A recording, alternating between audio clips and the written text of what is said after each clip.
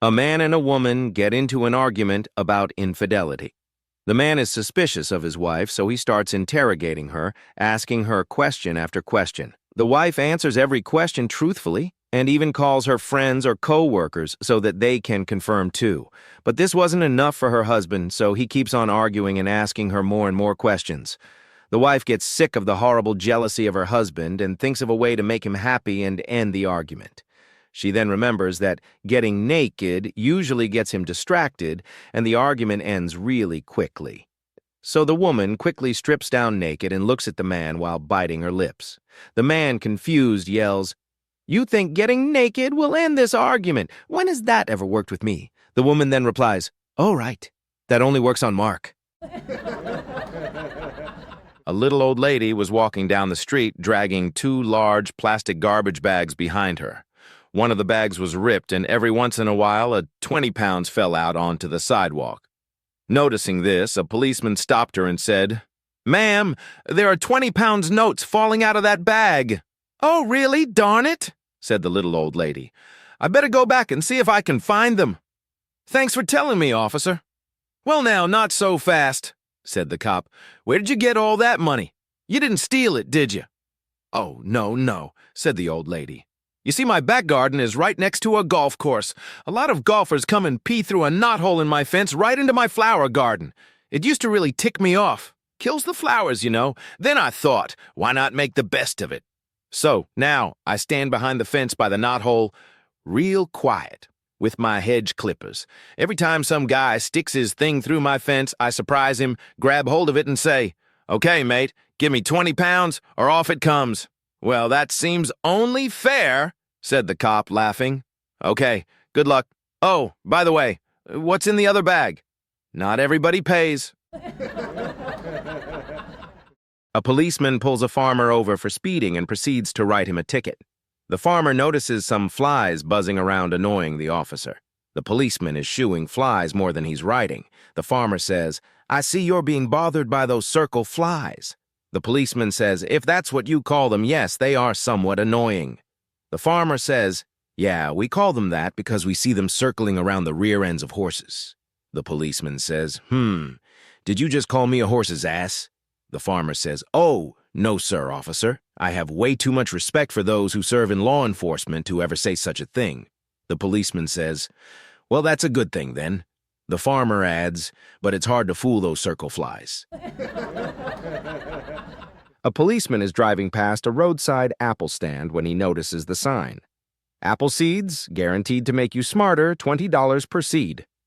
He pulls over and informs the vendor that it is fraud and false advertising to make absurd claims like this. "No, the vendor tells the cop. "My apples are a special variety, a scientific miracle. Buy just one seed, eat it, and you will notice an increase in intelligence. If not, I promise to refund your $20. "All right," says the cop. "But if this doesn't work, I'm shutting your operation down." He hands over a $20 bill, takes the seed, chews it up, and waits for it to kick in. After a few moments, he says, "You know, even if you're not lying, I could have bought a whole bag of your apples and had enough seeds to last me months." "Ah, yes," says the vendor. "It's working already." The Pope is on a visit to the U.S., riding in the back of a limo. The driver asks him if he needs anything. "Well, to tell you the truth," says the Pope, "they never let me drive at the Vatican, and I'd really like to drive today." "I'm sorry, but I cannot let you do that. I'd lose my job. And what if something happens?" protests the driver. "Who's going to tell?" The Pope smiled. So the Pope sat at the wheel while his driver got in the back. They were speeding down the road when a policeman pulled them over. He called headquarters, reporting a speeding limo. The chief instructs, "Well, what are you doing? Just pull him over." The policeman responds, "I'm afraid I can't do that, sir. There is someone very important in this car." The chief asked, "Who is in the limo? The mayor?" The policeman told him, "No, someone more important than the mayor." Then the chief asked, "Did you pull over a congressman again?" The policeman answered, "No, someone more important than a congressman." The chief finally asked, "Is it the president?" The policeman answered, "No, someone even more important than the president." This made the chief very angry, and he demanded, "Now, who could be more important than the president?" The policeman responded, "The hell if I know, but the Pope's driving." A police officer, though scheduled for all-night duty at the station, was relieved of duty early and arrived home 4 hours ahead of schedule at 2 in the morning. Not wanting to wake his wife, he undressed in the dark, crept into the bedroom, and started to climb into bed. Just then, his wife sleepily sat up and said, "Mike, dearest, would you go down to the all-night drugstore on the next block and get me some aspirin? I got a splitting headache." "Certainly, honey," he said, and feeling his way across the dark room, he got dressed and walked over to the drugstore. As he arrived, the pharmacist looked up in surprise. "Say," said the druggist, "I know you. Aren't you a policeman? Officer Fenwick, right?" "Yeah, so?" said the officer. "Well, what the heck are you doing all dressed up like the fire chief?" A blonde walks into a bank in New York City and asks for the loan officer. She says she's going to Europe on business for 2 weeks and needs to borrow $5,000. The bank officer says the bank will need some kind of security for the loan, so the blonde hands over the keys to a new Rolls-Royce. The car is parked on the street in front of the bank. She has the title, and everything checks out. The bank agrees to accept the car as collateral for the loan. The bank's president and its officers all enjoy a good laugh at the blonde for using a $250,000 Rolls as collateral against a $5,000 loan. An employee of the bank then drives the Rolls into the bank's underground garage and parks it there. 2 weeks later, the blonde returns and repays the $5,000 and the interest, which comes to $15.41. The loan officer says, "Miss, we are very happy to have had your business, and this transaction has worked out very nicely, but we are a little puzzled. We checked you out and found that you are a multimillionaire. What puzzles us is, why would you bother to borrow $5,000? The blonde replies, "Where else in New York City can I park my car for 2 weeks for only $15.41 and expect it to be there when I return?" Late one night, a police officer was patrolling a desolate area popular with young couples doing more than just sitting in the dark. Catching his attention was a couple in a car with the interior light on. Moving closer, the cop could see a young man behind the steering wheel reading a newspaper. In the back seat, a young blonde was knitting. The lawman walked up to the vehicle and knocked on the driver's side window. The startled lad rolled it down and said, "Yes, officer?" "What are you doing?" the cop asked. "Isn't it obvious?" the young man replied. "I'm reading today's newspaper." Pointing to the blonde in the back seat, the policeman grunted. "And what's she doing?" "I believe she's knitting a sweater," the guy behind the wheel responded. "How old are you?" the cop inquired. "I'm 22, officer. And the girl, how old is she?" The dude in the driver's seat looked at his watch and said, "She'll turn 18 in 10 minutes. A mature lady gets pulled over for speeding. Older woman, "Is there a problem, officer?" Officer, "Ma'am, you were speeding." Older woman, "Oh, I see." Officer, "Can I see your license, please?" Older woman, "I'd give it to you, but I don't have one." Officer, "You don't have one?" Older woman, "Lost it 4 years ago for drunk driving." Officer, "I see. Can I see your vehicle registration papers, please?" Older woman, "I can't do that." Officer, "Why not?" Older woman, "I stole this car." Officer, "Stole it?" Older woman, "Yes, and I killed and hacked up the owner." Officer, "You what?" Older woman, "His body parts are in plastic bags in the trunk if you want to see." The officer looks at the woman and slowly backs away to his car and calls for backup. Within minutes, 5 police cars circle her vehicle. A senior officer slowly approaches her car, clasping his half-drawn gun. Officer 2, "Ma'am, could you step out of your vehicle, please?" The woman steps out of her vehicle. Older woman, "Is there a problem, sir?" Officer 2, "One of my officers told me this is a stolen vehicle and you murdered the owner." Older woman, "Murdered the owner?" Officer 2, "Yes, could you please open the trunk of your car, please?" The woman opens the trunk, revealing nothing but an empty trunk. Officer 2, "Is this your car, ma'am?" Older woman, "Yes, here are the registration papers, and here is my license." The officer examines the license. He looks quite puzzled. Officer 2, "Thank you, ma'am. One of my officers told me you didn't have a license, that you stole this car, and that you murdered and hacked up the owner." Older woman, Bet the liar told you I was speeding too. A new Navy recruit has his first day on the submarine. He speaks with the officer, who assigns him his post. Go stand at the periscope entryway and make sure no unauthorized personnel touch the periscope.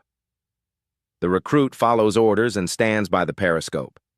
After 15 minutes, the officer stops by. Son, I'm changing your post to the mess hall. Go in there and start washing some dishes. The recruit obeys and heads to the mess hall. He's cleaned about 3 dishes when the officer walks up again. Listen here, recruit. Your new post is in the supply room. I need you to make sure everything is strapped down tight in case of rough waters. The recruit again follows orders and heads off to the supply room. There, he sees a crewman moving some boxes. Hey there, says the recruit. Is it normal to keep getting reassigned to new posts all day? I haven't kept one position for more than 15 minutes. The crewman says, Oh yeah, this sub is full of reposts. On his 74th birthday, an old man received a gift certificate from his wife. The certificate paid for a visit to a medicine man living on a nearby reservation who was rumored to have a wonderful cure for erectile dysfunction. After being persuaded to go, he drove to the reservation, handed his ticket to the medicine man, and wondered what he was in for. The old man handed a potion to him, and with a grip on his shoulder warned, This is a powerful medicine. You take only a teaspoon and then say, 1, 2, 3. When you do, you will become more manly than you have ever been in your life, and you can perform as long as you want. The man was encouraged. As he walked away, he turned and asked, How do I stop the medicine from working? Your partner must say, 1, 2, 3, 4, the medicine man responded. But when she does, the medicine will not work again until the next full moon. The man was very eager to see if it worked. So he went home, showered, shaved, took a spoonful of the medicine, and then invited his wife to join him in the bedroom. When she came in, he quickly took off his clothes and said, 1, 2, 3. Immediately, he was the manliest of men. His wife was excited and began throwing off her clothes as she asked, What was the 1, 2, 3 for?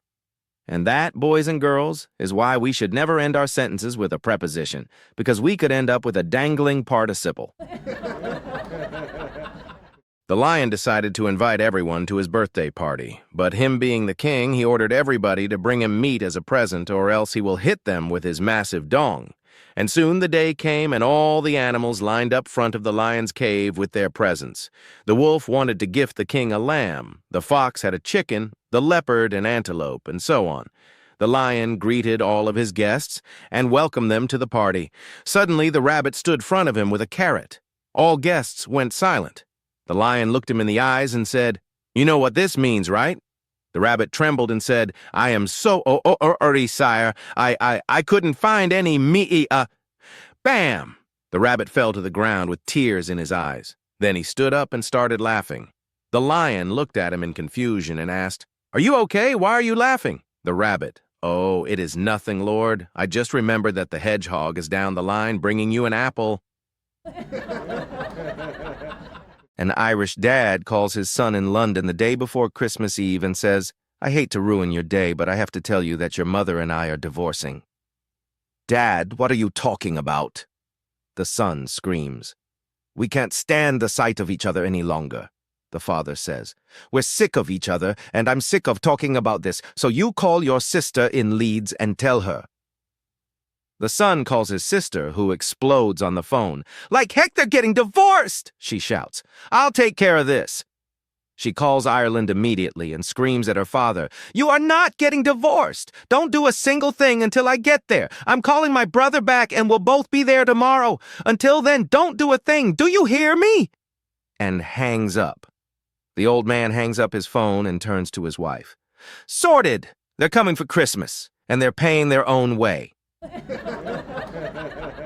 One day, while on patrol, a police officer pulled over a car for speeding. As he approached the vehicle, the first thing he noticed, besides the flashy red sports car, was how stunning the driver was. Blue eyes, blonde hair, the works. I've pulled you over for speeding, ma'am, the officer said. Could I see your driver's license? What's a license? The blonde asked, instantly giving away her lack of knowledge. It's usually in your wallet, the officer replied, trying to remain patient. After fumbling around for a while, the blonde finally produced it. "Now, may I see your registration?" the officer asked. "Registration? Oh, what's that?" she asked. "It's usually in your glove compartment," the officer answered, a bit more impatient now. After a few more moments of searching, the blonde found the registration. "I'll be back in a minute," the officer said, walking back to his car. He called into dispatch to check her license and registration. After a few moments, the dispatcher came back with a question. "Is this woman driving a red sports car?" "Yes," the officer replied. "Is she a drop-dead gorgeous blonde?" the dispatcher asked. Yes," the officer said, still puzzled. "Here's what you do," the dispatcher instructed. "Give her the papers back and drop your pants." "What? I can't do that. That's inappropriate," the officer exclaimed. "Trust me," said the dispatcher, his voice full of amusement. "Just do it." So, reluctantly, the officer returned to the car, handed the blonde her papers back, and then, following the dispatcher's instructions, dropped his pants. The blonde looked down, sighed, and muttered, "Oh no, not another breathalyzer." A man and a woman were having an argument, and finally she said, "Fine, let's just settle this with sex." So they got into it. Partway through, the woman said, "Slide one finger in." He did. "Now 2 fingers, then the whole hand." Before long, she asked for a finger from his other hand, then 2, and eventually both hands were in. The man looked at her, baffled. "Okay, what now?" She smirked and said, "Clap your hands." He struggled and said, "I can't, it's too tight." The woman threw up her hands and snapped, "Then what the heck have you been complaining about?" Recently in Bangalore, a couple celebrated their 25th marriage anniversary. They had become famous in the city for not having a single conflict in their 25 years of married life. Media gathered at the occasion to find out the secret of their happy-go-lucky marriage. The NDTV correspondent was very curious to know the secret and asked the husband, "Sir, it's amazingly unbelievable. How did you make this possible?" "Husband, we are a happy couple since marriage, thanks to our honeymoon trip to Shimla." NDTV, "Sir, tell us about it so that all couples can also be happy like you." Finally, the husband agreed to reveal the secret of the happy marriage. "For our honeymoon," recalling his old honeymoon days, the husband said, "We had been to Shimla, a hill station. The day after, we both went for a horse ride. My horse was pretty okay, but the horse on which my wife was riding seemed to be a crazy one. On the way, that horse jumped up suddenly, making my wife topple over. Recovering her position from the ground, she patted the horse's back and said, 'This is your first time.' She again got on the horse and continued with the ride. After a while, it happened again. This time, she again was calm and said, 'This is your second time,' and continued. When the horse dropped her a third time, she just took out a revolver from her purse and shot the horse dead. I shouted at my wife, 'What did you do, you psycho? You killed the poor animal. Are you crazy?' She gave a silent look and said, 'This is your first time. That's it. We are happy ever after.'" Recently in Bangalore, a couple celebrated their 25th marriage anniversary. They had become famous in the city for not having a single conflict in their 25 years of married life. Media gathered at the occasion to find out the secret of their happy-go-lucky marriage. 2 old men are having an argument over which one of them has lived their life to its fullest. The first man, old, wrinkled, and his scalp topped with few white strands of hair, proclaims, "I have only been able to achieve my proud age of 98 through a steadily upheld 6-hour workout routine on a daily basis. I may have lost some time, but it was completely worth it." The second man, even more wrinkled and without even one strand of hair, laughs out loud and replies with a slight chuckle, "What a fool you have been, wasting all that time. I have reached my monumental age of 102 through abstinence and a strict diet of soybeans and water. I may have missed out on feasting, but it was certainly worthwhile." Suddenly, a third man appears. He is wrinkled to the point of having his eyes hidden under thick flaps of skin. Leaning on his big walking stick, he unleashes a neighing, hardly recognizable as a laugh, and begins to speak in a slow, grainy voice. "You both have wasted your life. I have for my whole life taken every kind of drug there is. I have slept with an uncountable number of women. I have smoked 3 packs of cigarettes on every day of my life. I drank as much beer as I could. Yet I still live after all these years, and that with all the pleasure I could accumulate. You both have wasted your time." The other 2 men are visibly astounded and quickly ask in unison, "For how long have you lived? It is obvious that you must be older than the both of us." The third man smiles and answers, "For 26 years. A policeman was interrogating 3 guys who were training to become detectives. To test their skills in recognizing a suspect, he shows the first guys a picture for 5 seconds and then hides it. "This is your suspect. How would you recognize him?" The first guy answers, "That's easy. We'll catch him fast, because he only has 1 eye." The policeman says, "Well, that's because the picture I showed is his side profile." Slightly flustered by this ridiculous response, he flashes the picture for 5 seconds at the second guy and asks him, "This is your suspect. How would you recognize him?" The second guy smiles, flips his hair, and says, "Ha! He'd be too easy to catch because he only has 1 ear." The policeman angrily responds, "What's the matter with you two? Of course, only 1 eye and 1 ear are showing because it's a picture of his side profile. Is that the best answer you can come up with?" Extremely frustrated at this point, he shows the picture to the third guy and in a very testy voice asks, "This is your suspect. How would you recognize him?" He quickly adds, "Think hard before giving me a stupid answer." The third guy looks at the picture intently for a moment and says, "The suspect wears contact lenses." The policeman is surprised and speechless because he really doesn't know himself if the suspect wears contacts or not. "Well, that's an interesting answer. Wait here for a few minutes while I check his file, and I'll get back to you on that." He leaves the room and goes to his office, checks the suspect's file on his computer, and comes back with a beaming smile on his face. "Wow, I can't believe it. It's true. The suspect does, in fact, wear contact lenses. Good work. How were you able to make such an astute observation?" "That's easy," the third guy replied. "He can't wear regular glasses because he only has 1 eye and 1 ear." One day, Bob went to the zoo and found himself staring at a large male ape in its cage. The ape stared back, and Bob scratched his head. To his surprise, the ape scratched its head as well. Amused, Bob decided to have some fun, so he scratched his underarms and made ooh, ooh, ooh sounds. The ape mirrored him exactly. Thinking to keep the game going, Bob scratched his chin deep in thought about what to do next. But before he could react, the ape ripped apart the bars of its cage, jumped the moat, and proceeded to beat the living daylights out of him. Weeks later, Bob woke up in the hospital, his body in full traction. When the doctors realized he was awake, they brought in Albert, the zookeeper, to help piece together what had happened. "Mr. Smith, we need to understand what led up to the attack. Can you remember what you were doing before it happened?" Albert asked. Bob replied, "Well, I was just watching the ape, and I noticed he was copying my movements." Albert nodded. "What exactly did you do?" Bob said, "First I scratched my head. When he copied me, I got playful and scratched my underarms and made ooh sounds." Albert was taking notes. "And then? Then I scratched my chin. That's the last thing I remember." Albert's eyes widened. "You scratched your chin? Oh, that explains everything. In ape language, scratching your chin means screw you." Bob blinked in disbelief. "Seriously?" "Yes. If it had been unprovoked, we would have had to put him down, but since you were mocking him, it was understandable. Thank goodness you're okay." Bob spent the next 6 months recovering in the hospital, unable to move without help, constantly plagued by itches and frustrations.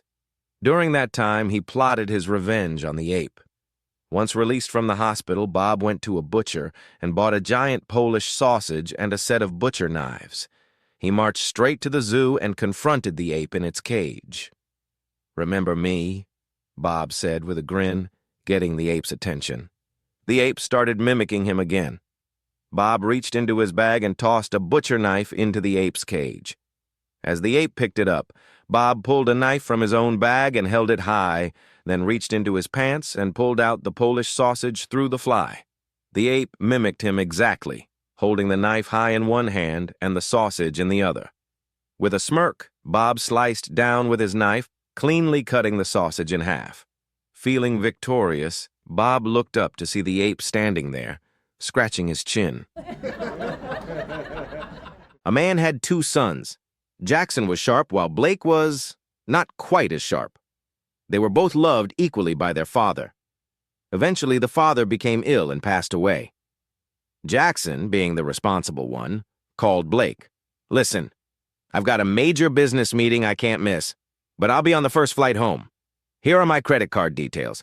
Make sure Dad looks his best for the funeral and spare no expense."